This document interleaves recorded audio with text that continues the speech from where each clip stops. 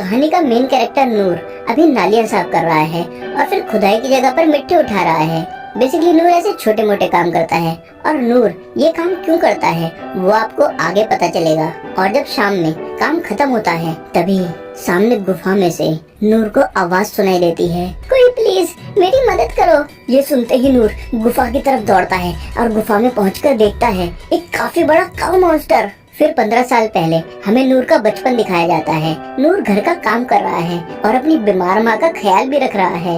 नूर की माँ कहती है, मुझे माफ करना, मैं तुम्हारे लिए कुछ नहीं कर पाई बेटा, लेकिन कम से कम तुम अपनी जिंदगी अपने हिसाब से जियो। फिर अब रात में नूर सूप बनाकर अपनी माँ के पास ले जाता है और देखता है कि उसकी माँ की सांसें अब रुक चुकी हैं। और अगले दिन पिता की कब्र के साइड में माँ की कब्र भी बना देता है। नूर काफी उदास है, लेकिन नूर ने जिंदगी से हार नहीं मानी है। फिर नूर अकेले ही इस टाउन में रहता है और ऐसे करते करते काफी समय बीत चुका है। और एक दिन साफ सफाई करते वक्त नूर को एक बुक मिलती है और बुक ओपन करते के साथ नूर को अपने बचपन के दिन याद आ जाते हैं कि जब नूर के पिता नूर को इस बुक में से कहानियाँ सुनाते थे। नूर के पिता कहते हैं, मैं आज तुम्हें एडवेंचरर की कहानियाँ सुनाऊंगा। नूर पिता से पूछता है, एडवेंचरर क्या होता है पापा? पिता कहते हैं, एडवेंचरर वो होता है जो अपने दोस्तों के साथ बड़े ड्रैगन को मारे, मैजिक स्पेल सीखे, जंगल पे से श्राप हटा दे, जिसे किंग से बीमारी ठीक करने का अमृत मिले और जिसे फर्क नहीं पड़ता कि सामने क्या मुसीबत है, वो बस अपनी तलवार उठाकर बुराई को मिट्टी में मिला दे। ये सुनकर नूर एडवेंचरर के बारे में जानने के लिए काफी एक्साइटेड हो जाता है और अब नूर अपनी माँ की बात याद करता है, लेकिन कम से कम तुम अपनी जिंदगी अपने हिसाब से जियो। फिर अगले दिन नूर अपनी माता पिता की कब्र पर जाके कहता है, मम्मी पापा मैं इस टाउन से पहली बार बाहर निकल रहा हूँ क्योंकि मैं एक एडवेंचरर बनूंगा। और नूर फिर निकलता है और टाउन के बॉर्डर पर नीले कवच जैसी वॉल को पार करके चला जाता है। फिर रात में डरावनी आवाजों की वजह से नूर को डर लगता है और अगले दिन नूर शहर में पहुंच जाता है और शहर की चहल पहल देखकर नूर थोड़ा सरप्राइज हो जाता है और नूर सभी चीजों को काफी क्यूरियोसिटी के साथ देखता है। फिर एक तलवारबाज को देखकर नूर की आंखों में एक अलग ही चमक आ जाती है और अब नूर एक एडवेंचरर गिल्ड तक पहुंच चुका है। फिर गिल्ड का रिसेप्शनिस्ट नूर से कहता है, ये जगह बच्चों के लिए नहीं है, यहाँ से चले जाओ और अपने पेरेंट्स को टेंशन मत दो। नूर कहता है, मेरे पेरेंट्स मर चुके हैं। ये सुनकर रिसेप्शनिस्ट को नूर पर तरस आ जाता है और कहता है, तुम्हें रॉयल कैपिटल के गिल्ड के एडवेंचरर बनने के लिए रॉयल ट्रेनिंग स्कूल में ट्रेनिंग करनी होगी, क्योंकि एडवेंचरर बनने के लिए तुम्हें कम से कम एक स्किल अच्छे से सीखनी होगी, जैसे तलवारबाजी और मैजिक जैसी चीजें। नूर बहुत खुश होकर बोलता है, मैं अभी निकलता हूँ। और नूर सबसे पहले तलवारबाजी सीखने पहुँचता है और अब तलवारबाजी सीखते हुए नूर को कुछ महीने हो चुके हैं, लेकिन नूर सिर्फ पैरी करना सीखा है। पैरी करने का मतलब होता है अटैक को ब्लॉक करना।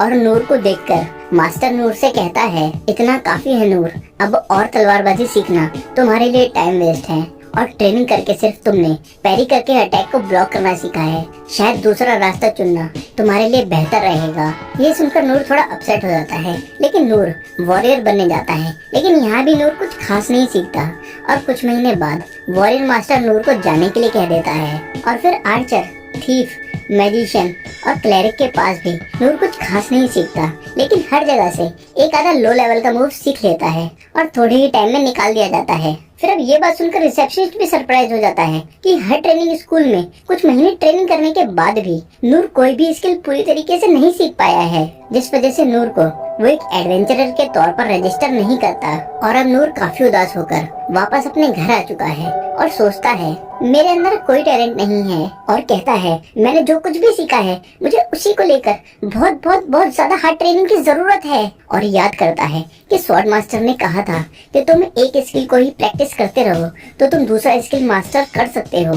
ये बात ध्यान में रखते हुए नूर पैरी करता है और सिर्फ तलवारबाजी का यही स्किल नूर को आता है। और नूर को ट्रेनिंग करते करते अब 1 साल हो चुका है और अब नूर एक साथ 10 स्वॉर्ड अटैक को पैरी करके ब्लॉक कर सकता है। लेकिन नूर ने कोई नया स्किल नहीं सीखा है और अब फिर 3 साल बाद नूर 100 स्वॉर्ड अटैक को एक साथ ब्लॉक कर सकता है। लेकिन अभी भी नूर ने कोई भी नया स्किल नहीं सीखा है। नूर को लगता है ऐसे नूर कभी एडवेंचरर नहीं बन सकता, इसलिए नूर और भी ज्यादा ट्रेनिंग करता है और फिर दिन रात ट्रेनिंग करता जाता है। और अब 10 साल बाद नूर 1000 स्वॉर्ड अटैक को एक साथ ब्लॉक कर सकता है। लेकिन अभी भी नूर ने कोई भी नया स्किल नहीं सीखा है।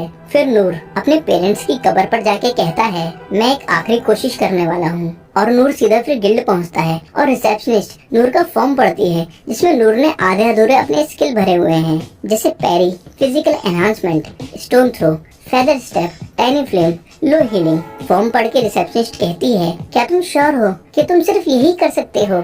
नूर कहता है हाँ मैं सिर्फ यही कर सकता हूँ। रिसेप्शनिस्ट नूर को एडवाइस देती है रॉयल कैपिटल ट्रेनिंग स्कूल जाने की, लेकिन नूर कहता है मैं सारे स्कूल में जा चुका हूँ। रिसेप्शनिस्ट कहती है तुम सभी स्कूल्स में जा चुके हो, और अगर ऐसा है तो नूर कहता है तो मैं रजिस्टर नहीं हो सकता। और क्या सही में मेरा कुछ नहीं हो सकता? तभी पुराना रिसेप्शनिस्ट आता है और कहता है तुम मेरे नए एम्प्लॉय को क्यों तंग कर रहे हो?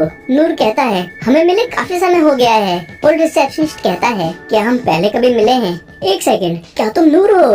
फिर नूर अपनी पूरी ट्रेनिंग के बारे में बताता है और कहता है इतनी सब ट्रेनिंग के बाद भी मैंने अपना पैरे स्किल जरा सा इम्प्रूव किया है। रिसेप्शनिस्ट कहता है एडवेंचरर के अलग अलग रैंक होते हैं, एस रैंक होता है हाईएस्ट तो ई रैंक लोएस्ट होता है, लेकिन ई रैंक बनने के लिए भी तुम्हारे पास कम से कम एक काम का स्किल होना चाहिए, लेकिन तुम्हारे पास ये नहीं है। नूर कहता है तो मेरा कुछ नहीं हो सकता और अब मैं हार मानता हूँ। रिसेप्शनिस्ट कहता है ई रैंक के नीचे एफ रैंक होता है जिसके बारे में बहुत ही कम लोगों को पता है। नूर कहता है तो मैं रजिस्टर कर सकता हूँ।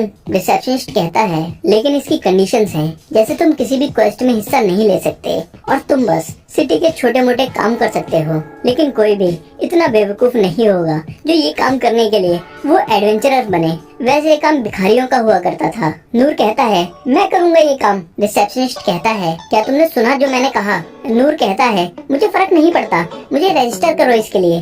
फिर रिसेप्शनिस्ट एफ रैंक एडवेंचरर का लाइसेंस दे देता है नूर को और नूर अब एडवेंचरर बनके काफी खुश है। और अब नूर फिजिकल एनहांसमेंट से वजन उठाना, फेदर स्टेप से बिल्ली पकड़ने जैसे छोटे मोटे काम करने लगता है, लेकिन हर शाम शॉर्ट प्रैक्टिस जरूर करता है। नूर सोचता है मेरा एडवेंचरर बनना और लोगों की मदद करने का सपना पूरा हो चुका है। और अब प्रेजेंट में नूर को गुफा में एक बहुत बड़ा काऊ मॉन्स्टर दिखता है और उस काऊ मॉन्स्टर से कुछ सोल्जर्स एक लड़की को प्रोटेक्ट कर रहे हैं।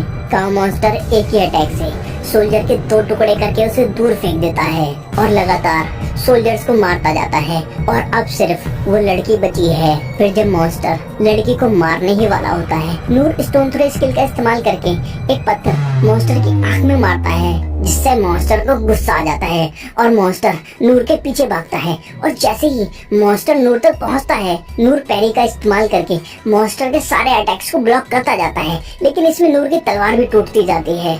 नूर सोचता है इसका एक अटैक लगते ही मैं मर जाऊंगा और मुझे काउंटर अटैक करने का मौका ढूंढना होगा, लेकिन अगर मुझे मौका मिल भी गया तो कोई फायदा नहीं क्योंकि मेरे पास कोई अटैक स्किल नहीं है। नूर देखता है वो लड़की अभी भी यहीं पर है और मॉन्स्टर नूर को छोड़कर लड़की को मारने के लिए दौड़ता है, लेकिन नूर फेदर स्टैप का इस्तेमाल करके जल्दी से लड़की के सामने आ जाता है और अटैक ब्लॉक कर देता है। लेकिन अब लड़ते लड़ते नूर की तलवार टूट जाती है। मॉन्स्टर फिर अटैक करता है और नूर उस टूटी हुई तलवार से ही पैरी करता है और मॉन्स्टर की कुल्हाड़ी उड़कर मॉन्स्टर के ही गले पर लगती है, जिससे मॉन्स्टर का सर धड़ से अलग हो जाता है और मॉन्स्टर मर जाता है। और फिर लड़की के चारों ओर बनी हुई नीले रंग की बेड़ियां हट जाती हैं। नूर सोचता है ये काफी करीबी मामला था, अगर इसका साइज थोड़ा भी बड़ा होता तो मैं तो गया था काम से। और मैं इस लेवल पर होने के बावजूद सोच रहा था कि मैं एडवेंचर्स पर जा सकता हूँ। नहीं, मैं अभी काफी कमजोर हूँ। लड़की नूर को शुक्रिया कहती है और नूर का नाम पूछती है। नूर कहता है मैं कोई इम्पोर्टेंट आदमी नहीं हूँ और वहाँ से चला जाता है। और नूर के जाने के बाद वहाँ और भी सोल्जर्स आ जाते हैं। काऊ मॉन्स्टर के हमले के बाद गुफा में साफ सफाई का काम चल रहा है और जिस लड़की को पिछले एपिसोड में कहानी के मेन कैरेक्टर नूर ने बचाया था, वो उन सोल्जर्स के लिए प्रार्थना कर रही है जिनको काऊ मॉन्स्टर ने मारा है। तभी एक सोल्जर भागते हुए आती है और कहती है लेडी लिंडबर्ग आप ठीक तो है ना, आपको कोई चोट तो नहीं लगी? लिंडबर्ग कहती है मैं ठीक हूँ इनेस। इनेस कहती है मुझे माफ कर दीजिए, मुझे आपके साथ आना चाहिए था। लिंडबर्ग कहती है इनेस इसमें तुम्हारी कोई गलती नहीं है क्योंकि मैंने ही जिद की थी अकेले आने की, और मुझे माफ करना, मैं तुम्हें चिंता में नहीं डालना चाहती थी। तभी लॉर्ड ड्रैकन कहते हैं लेडी लिंडबर्ग अब हमें वापस कासल में चलना चाहिए, लॉर्ड रेन आपसे बात करना चाहते हैं। फिर सीन शिफ्ट होता है और लेडी लिंडबर्ग से बात करने के बाद लॉर्ड रेन लॉर्ड ड्रैकन के साथ मीटिंग कर रहे हैं। लॉर्ड रेन कहते हैं इस काउ डीमन को तो डंजन की गहराइयों में होना चाहिए था, तो क्या इस डीमन को यहाँ समन किया गया है। लॉर्ड ड्रेकन कहते हैं इसमें कोई शक नहीं है, और उस डीमन को समन करने की एक अंगूठी है जो गुफा में हमें एक लाश के हाथ में मिली। और जब ओकन ने उस